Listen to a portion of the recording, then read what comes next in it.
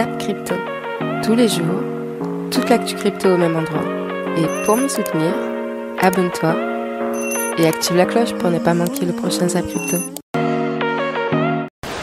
Bon, sur la cryptosphère, comme d'habitude, on commence avec le Fear and Greed Index, actuellement à 31. Dans la peur, le Social Index toujours bloqué à fond sur Up et le Market Order Flow actuellement en recherche de vente. J'ai également une super nouvelle, c'est un grand jour pour Zap Crypto. Et oui, il est officiellement monétisé. Au-delà de l'aspect financier, qui sera à l'avenir, je l'espère, un réel boost pour améliorer la chaîne, c'est aussi une première victoire pour ce projet. Et je suis conquise de partager cette aventure avec vous. Le Zap est la conséquence de vos actions. Alors bravo et merci à vous, Zappers et Zappeuses, pour votre assiduité. Et également un grand merci à tous nos intervenants pour tous ces partages de connaissances jour après jour et ce depuis des années. Et je suis très reconnaissante pour la confiance que vous avez accordée aux Zap Crypto. Dernière petite chose, soyez toujours méfiants face aux pubs proposées. Tous les services vendus, tels que des formations de trading, ne sont pas forcément legit. Ne perdez pas votre argent inutilement. Allez, je vous souhaite une excellente vidéo et également de bonnes pubs. C'était Zap Crypto. Le Bitcoin, on attend toujours de voir une pattern de retournement haussière se déclencher pour enfin valider un creux ici. Je rappelle que la dynamique reste haussière, donc même si elle est faiblement haussière, c'est-à-dire on fait des légers sommets plus hauts, on en fait quand même, on fait des creux ascendants. Donc tant que ça reste ainsi, ce marché peut continuer de monter doucement, mais sûrement. Ok. Ce qu'il faudra surveiller et faire attention, c'est à un M qui inverserait la dynamique, qui nous ferait rentrer dans quelque chose de différent. Ça, c'est creux et sommet ascendant. Mais le jour où on commence à voir ça, bah là on change, on passe dans sommet descendant, creux descendant, et donc après on peut faire ça. Ok. Donc ça c'est à surveiller. Donc si jamais on voit un truc comme ça serait vraiment pas bon signe. Et là pour moi ça serait le signal qu'on irait au moins chasser sous les 18 600 à terme. Qui est toujours pas donné, donc il n'y a pas de problème. Techniquement ce marché peut aller faire un nouveau sommet et continuer de monter. Ici on voit un gros creux dans le volume profile. Donc une fois qu'on s'affranchit de cette zone, techniquement, voilà, ça peut aller très vite jusqu'à au moins 28 000 $ la prochaine résistance, puisque là il n'y a vraiment eu pas de développement de prix, hein. Donc il y a un gros trou au niveau du volume. Je peux même regarder avec un fixed range où est-ce qu'on a laissé carrément des gros trous sur ce breakout baissier. Il y en a un ici, et jusqu'à 27 800. Donc il y a de grandes chances que dans les prochaines semaines on revienne combler ce creux ici. Là il y a carrément un trou sur ce breakout baissier vers les 27 600 $ au minimum. Par contre, au niveau du RSI du MACD, on fait attention. Au niveau du RSI, on est toujours ici sous une divergence baissière avec un RSI que j'aime pas parce qu'il nous fait comme on a fait avant. Si jamais on décide de faire bam comme ça, là c'est direction les abîmes profonds de l'enfer, ça va faire mal à tout le monde. Et le MACD c'est pareil, on est sur une divergence ici baissière du MACD avec un prix qui monte, un MACD qui descend. C'est-à-dire le prix a monté, les boules ont essayé de souffler, mais les boules là ils ont plus d'énergie. Et là ça c'est le début d'un croisement bearish. Un croisement bearish sur le MACD, ça veut dire ça va être les bears qui vont reprendre le momentum. Et si jamais on tient toujours cette trendline des bears, ils vont nous pousser un truc qui risque de picoter du nez, quoi. Ou qui va piquer du fion, comme tu as envie, tu vois. Donc, voilà, ça va jouer un peu. Ce que je sais, c'est que si jamais on va vers le bas, ça va piquer grave, parce que là, ça va être violent le pétage du RSI et violent le pétage du MACD, et donc violent la descente. Si jamais tout va bien au niveau de la macro, et que là, ça tient, le Roger il tient, on pourra doucement grappiller les 25 000 et aller faire coucou aux 30 000. On verra bien, on aura la réponse la semaine prochaine, ça c'est certain. En journée, il y a de la volatilité qui se prépare, puisque le Bollinger Bands est très serré, c'est très rare que ça arrive pendant autant de temps ici sur le Bitcoin. Si on dézoome un peu, qu'est-ce qui se passe? On a eu un petit serrage ici et puis bah, ça se pétait la gueule. Quand est-ce que ça a été serré? Ouais, vite fait ici peut-être avant ce gros pump. Et ensuite c'était également ici, avant cet énorme pump ici sur le Bitcoin. C'était en 2020, mais sinon c'est assez rare que c'est autant serré qu'ici. Donc là ça compresse, plus ça compresse, plus ça fait de la volatilité, ça c'est bien. Et le but c'est de trouver à quel moment la correction finit. Et c'est ça qui est le plus dur en fait. Cherche bien évidemment tous le bottom. Cette structure ressemble beaucoup à une structure de continuation. Comme ça, tac, et boum, on va reporter cette distance-là ici, et on arrive à 13 000 $. Donc, soit le Bitcoin veut nous faire croire que on va continuer à baisser et que ça va en fait monter tout doucement et laisser à personne la possibilité de monter, comme ça c'est possible. Soit en fait, il va tout simplement, au moment, très bientôt, en fait, au moment où il va venir toucher justement peut-être ce niveau-là, boum, chercher à aller plus bas. Et suivre justement cette deuxième tendance que vous avez là. Ethereum, je fais un point rapide, mais ça n'a pas beaucoup bougé. Tac. Donc on attend toujours la résolution de la zone de combat. Pour l'instant, la zone verte tient. Tant qu'elle tient, ça ouvre les portes à faire un nouveau sommet. Et une fois qu'on fait un nouveau sommet, on va se rapprocher dangereusement des prochaines zones de stop. Et donc là, il y aura de grandes chances de venir au moins vers 2200, voire 2300 $. Donc mon avis n'a toujours pas changé sur Ethereum. Ça reste l'objectif, donc je vois pas ce marché définitivement se retourner. Si la box verte tient, comme je l'ai dit, il n'y a pas de problème. On aura fait pullback, les vendeurs ici restent coincés. Et on peut continuer de monter via cette dynamique haussière sans trop de soucis. Pour résumer, ce qu'a dit Pesto en 2 minutes, une bougie, comme on les connaît sur TradingView, c'est des bougies qui expriment par chaque bougie une unité de temps. Donc si vous êtes en time frame 1 jour, une bougie représente le mouvement de prix d'une journée.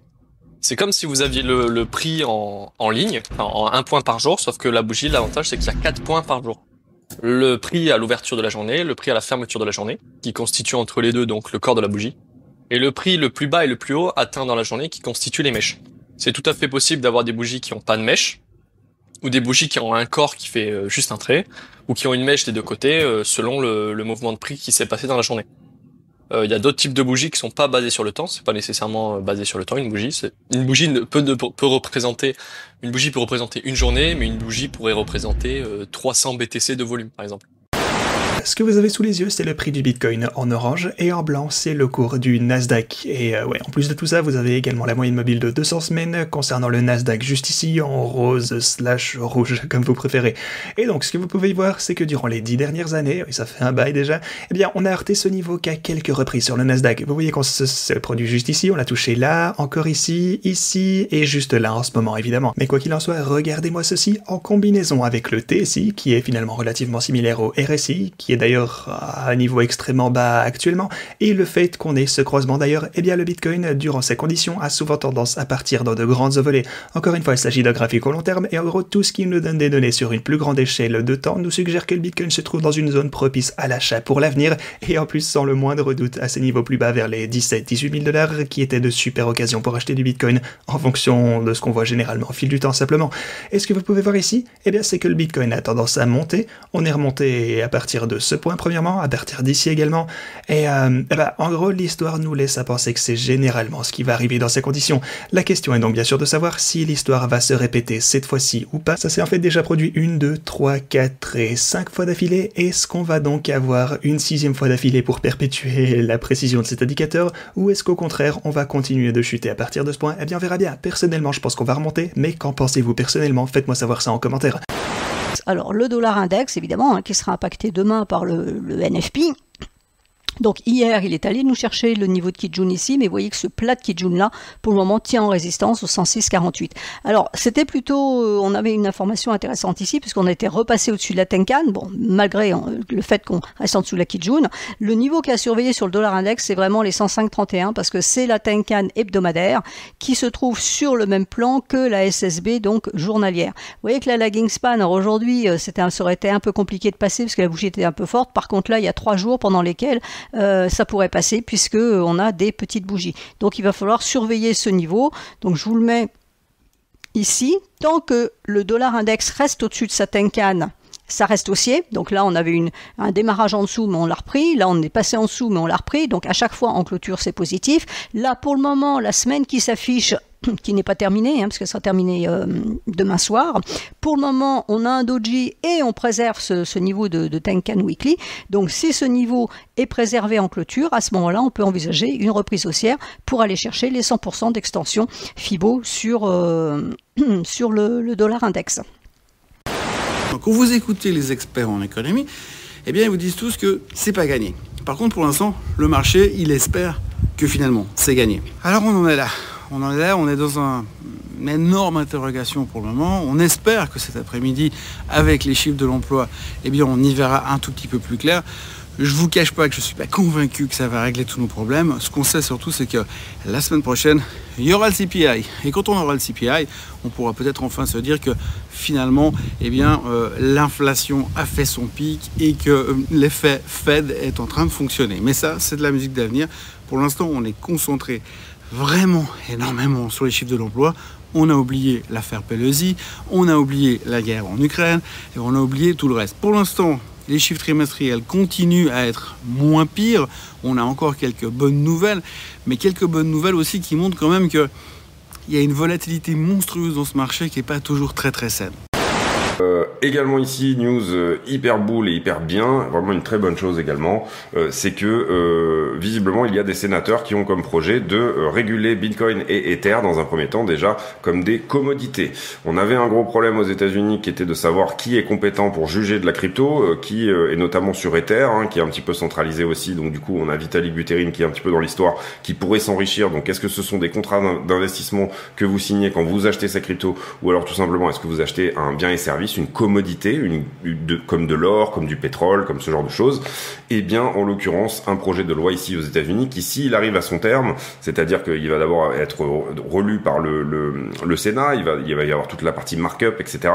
Et puis ensuite, il va être présenté pour le vote devant le Sénat. Et s'il est voté devant le Sénat, il sera présenté ensuite à la Maison Blanche qui devrait le ratifier si elle est d'accord avec ça. Et bien là, en l'occurrence, vous avez plusieurs sénateurs qui ont pris les choses à bras le corps et qui ont dit venez, on fait comme si Bitcoin et Ether étaient des commodités dorénavant. Et en ce moment, vous avez pas mal de procès en cours de la part de la SEC qui voudrait être compétente sur le domaine des cryptos. La SEC qui est en besoin d'influence, notamment le procès de XRP contre la SEC, qui lui-même, la SEC déclare que XRP est une sécurité et non pas une commodité. Et on a également un procès de délit d'initié chez un ancien employé de Coinbase qui avait appelé ses copains, sa famille pour dire regarde, je suis chef de produit chez Coinbase, donc je sais que tel ou tel asset va être listé, achète plutôt ces assets-là. Et en gros, il y a un procès autour de tout ça et la SEC se greffe à ce procès en disant oui, Coinbase a mis sur le marché des securities sur notamment 9 tokens qu'ils ont listés, en disant regardez, AMP, RLY, DDX, vous voyez, vous avez la liste là sous les yeux, sont des sécurités, donc du coup ils n'avaient pas le droit de faire ça non plus. Donc au travers de ce procès au niveau du délit d'initié qu'il peut y avoir sur Coinbase, la SEC également rentre un petit peu ici dans la danse et essaye de dire oui, Coinbase n'est pas legit puisque tout simplement ils mettent des sécurités sur le marché sans notre accord et sans avoir fait au préalable toutes les démarches auprès de la SEC. Ce projet, globalement, ce projet de loi devrait aboutir d'ici la fin de l'année, si jamais il aboutit. Et donc, du coup, c'est plutôt vraiment aussi une bonne nouvelle, là, ici, sur les cryptos. Passons à des news qui sont un peu plus légères. Binance qui lance une carte prépayée pour les Argentins. Bon, ce n'est pas une actualité fofolle, c'est juste que l'Argentine va pouvoir avoir des cartes prépayées avec des crypto-monnaies dessus, pouvoir payer avec et pouvoir retirer de la fiat dans les ATM. Et moi, ce qui m'a surpris, c'est que, oui, l'Argentine. Et comme d'habitude, c'est un pays supplémentaire, encore un qui va commencer justement à pouvoir payer en crypto-monnaie. Sinon, on a BlackRock qui, pareil, est en train d'ouvrir les accès à ses clients institutionnels pour investir dans les cryptos. Et là, c'est que le début. Je pense que le bear market, je pense que les instituts vont venir investir massivement dans les cryptos pendant ce bear market. Donc faites-en de même, parce que voilà, le prochain marché haussier, quand ça sera le prochain marché haussier, c'est toujours ce que je dis, c'est pour ça qu'il faut vraiment faut travailler en ce moment. C'est le moment pendant les bear markets qu'on prépare le marché haussier. Faut surtout pas écouter les médias, faut surtout pas écouter ceux qui vous disent que c'est pas le moment, surtout, et que c'est fini, surtout pas. Enfin, en tout cas, c'est mon point de vue. Je donne évidemment aucun conseil d'investissement. Et toujours du côté des attaques du secteur crypto, on a Solana qui a désigné un responsable pour l'attaque massive qui a eu lieu hier. Mais tout d'abord, je vous rappelle que hier, sur le réseau Solana, il y a eu plus de 8000 wallets Slop et Phantom qui ont été compromis, entraînant ainsi le vol de plus de 8 millions de dollars en crypto. Et aujourd'hui, après investigation, les équipes de la blockchain ont annoncé que la faille viendrait a priori du wallet Slop où les attaquants sont parvenus à récupérer des clés privées ainsi que des seed phrases. Et oui, vous avez bien entendu, la faille de Slop aurait carrément laissé échapper les phrases de recouvrement de fonds des utilisateurs. Et comme certains utilisateurs ont fait des transferts de leur seed phrase de Slop vers Phantom, eh bien ces utilisateurs se sont retrouvés dans les wallets auxquels les hackers avaient accès. À savoir que pour le moment, les équipes de Slop n'ont ni confirmé ni nié ces informations, mais ils ont déclaré qu'ils travaillaient actuellement pour trouver les origines de la faille et ils ont également invité leurs utilisateurs à changer leur seed phrase. La seule mesure prévue pour la protection de la vie privée repose encore une fois sur des applications dédiées comme Tornado Cash, mais c'est insuffisant. Il existe très peu de chaînes qui permettent de protéger votre vie privée et aucune n'est vraiment satisfaisante dans l'ensemble. La plupart des anciennes ne permettent pas la création d'applications décentralisées et leur utilité est donc très limitée, et les plus récentes qu'ils permettent ont d'autres problèmes. Tout ça est très gênant parce que la vie privée, c'est probablement ce qu'il y a de plus important sur un réseau financier qui prétend remplacer l'argent des banques centrales. Réfléchissez-y un petit peu. Comment quoi que ce soit peut fonctionner dans la vie quotidienne si tout est public ? Que feriez-vous si votre employeur, votre famille et toutes vos connaissances pouvaient voir ce que vous faites avec votre salaire ? Comment les grandes entreprises pourraient-elles fonctionner si chacune d'entre elles pouvait surveiller les faits et gestes de toutes les autres ? Comment les gouvernements pourraient-ils fonctionner si tous les pays étrangers pouvaient voir exactement comment l'argent public était dépensé, notamment en ce qui concerne la défense ? L'absence totale de confidentialité dans les réseaux financiers est un cauchemar à tous les niveaux, c'est indiscutable. Donc pour que le public soit satisfait, il faut absolument que la crypto-monnaie permette de protéger la vie privée au moins aussi bien que l'argent liquide. Et normalement, c'est justement ce qu'Anoma permettra de faire, au moins partiellement en tout cas, avec le système MASP que j'avais décrit dans la vidéo précédente. Ce ne sera pas une blockchain aussi bien anonymisée que Monero par exemple, mais il y aura le minimum requis pour rester anonyme si on le souhaite, et c'est déjà pas mal. Et après cette question de vie privée, il reste une chose qui est très importante pour que le grand public soit satisfait, c'est l'interopérabilité entre blockchains. Il faut que les utilisateurs puissent échanger de la valeur entre les réseaux sans qu'il y ait de limites trop gênantes, et sans que ça impacte la facilité d'utilisation surtout. Un exemple de situation que l'on peut rencontrer dans le quotidien, c'est le paiement par carte bancaire dans un pays étranger qui n'utilise pas la même monnaie. Si vous allez aux États-Unis, vous pouvez payer les commerçants locaux avec votre carte parce que l'échange entre les euros et les dollars se fait automatiquement, en tout cas du point de vue de l'utilisateur. Et c'est quelque chose qui devrait aussi être vrai dans le monde de la crypto. Il faut que les échanges interchaînes soient tellement faciles qu'ils en deviennent invisibles aux yeux des utilisateurs. Pour cette raison, Anoma utilise le protocole IBC créé pour les chaînes basées sur Cosmos à l'origine. Là, il faut le reconnaître, les créateurs de Cosmos allaient dans la bonne direction et ils ont bel et bien offert à tout l'univers crypto un premier élément permettant de se diriger vers cette nouvelle génération de protocoles qu'Anoma espère incarner.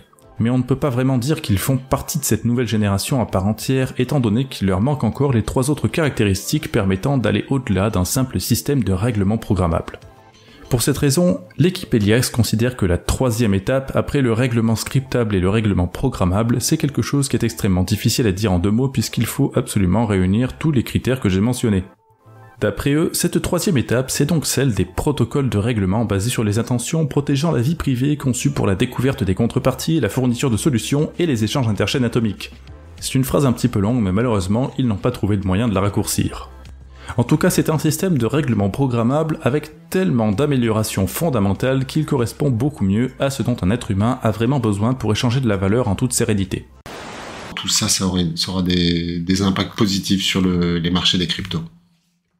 Enfin, moi je trouve que c'est une information assez intéressante de 01.net, c'est qu'il nous explique pourquoi les émissions de gaz à effet de serre d'Amazon ont grimpé de 40% en 2 ans. Et dans cet article, c'est intéressant, c'est qu'ils expliquent que malgré tout, ils espèrent atteindre la neutralité carbone à l'horizon 2040, sans trop y croire. Donc là, ce qui est intéressant, c'est qu'une entreprise comme Amazon, qui est l'une des plus grosses entreprises au monde, qui pèse beaucoup plus que le Bitcoin, nous annonce comme ça 40% d'augmentation des gaz à effet de serre. Moi, la question que j'ai envie de la poser à la Commission européenne et aux gens qui travaillent sur MiCA par rapport au Bitcoin et aux crypto-monnaies. Est-ce qu'ils travaillent aussi sur la question d'Amazon, dont les gaz à effet de serre ont augmenté de 40% en 2 ans? Parce que c'est inadmissible, quoi, ça. C'est une actualité qui passe comme ça. Et voilà, je dédie cette information aux gens qui travaillent à la Commission européenne, en particulier sur MiCA, sur la réglementation des crypto-monnaies. Vraiment, j'espère qu'ils vont prendre ce dossier à bras-le-corps aussi. Et alors, Cryptos nous dit quoi? Selon Chainalysis, les bridges cross-chain sont la principale cause de hack dans l'écosystème crypto. Oui, ça c'est clair. Hein. Pourquoi? C'est quoi les ponts? Justement, les bridges, un pont en français. Vous avez une blockchain, une deuxième blockchain. Ils ont des relations entre eux pour pouvoir justement se balancer de l'argent, reprendre de l'argent. Vous faites des transactions, ça passe d'un endroit à un autre pour simplifier les choses, quoi. Hein. Les bridges, c'est pour ça, ça donne des contacts comme des contacts donc qui sont vraiment utiles. Hein. Sinon, on pourrait travailler qu'avec une blockchain, on pourrait jamais avoir de contact avec l'autre. Vous voyez, ce serait très compliqué. Là, ça simplifie les choses. Le seul problème, ça devient des maillons faibles. Parce que tous les hackers, boum, ont bien compris ça. Et il faut que ces ponts soient vraiment très très solides. Tout ça, c'est en train de se faire. Mais pour l'instant, malheureusement, il y a des hacks, il y a des choses qui sont très très très embêtantes. Hein.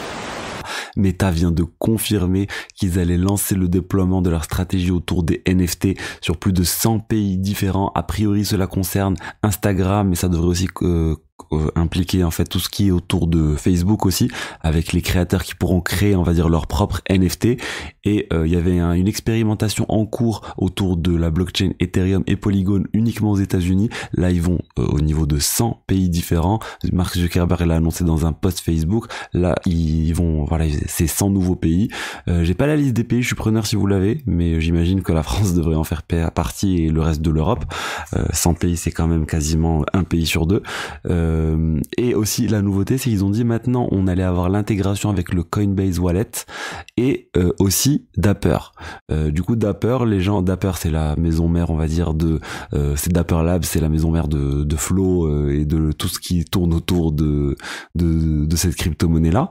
Ils ont annoncé du coup ce lancement, les gens se sont dit c'est bon, Facebook arrive maintenant sur la blockchain Flow aussi, alors qu'historiquement ils étaient pas sur la blockchain Flow, mais je comprends honnêtement pas pourquoi il y a autant d'intérêt autour de cette information, parce que dès le départ c'était prévu que Instagram et Facebook arrivent aussi sur Flow pour les NFT.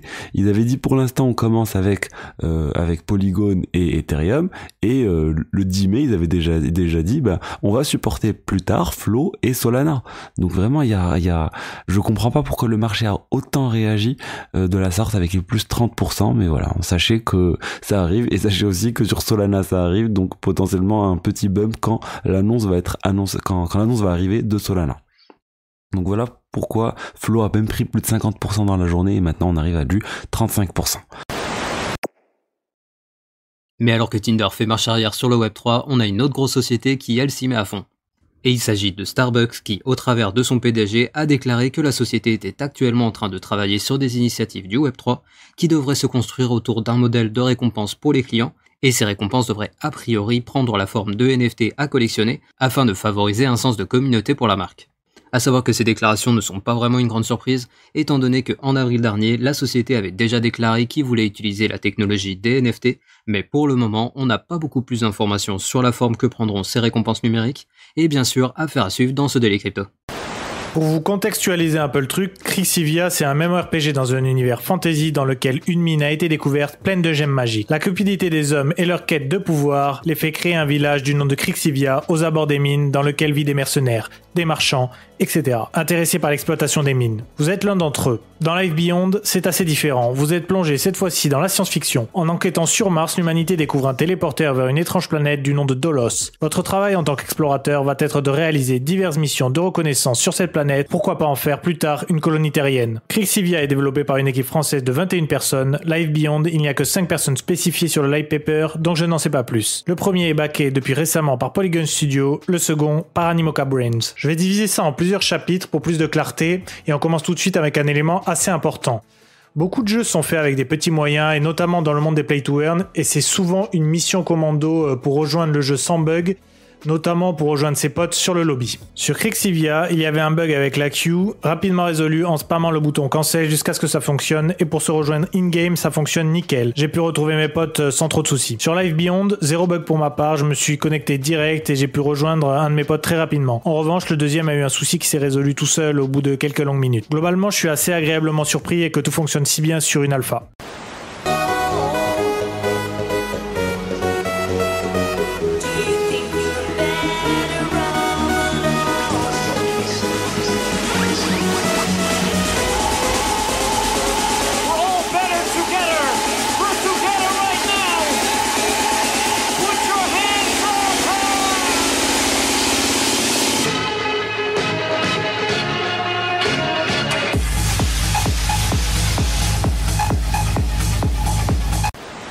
Alors, ce zap t'a plu? Dis-moi en commentaire quelle est l'actu qui t'a le plus intéressé. Et si tu as manqué les actus d'hier, retrouve juste ici le zap crypto de la veille.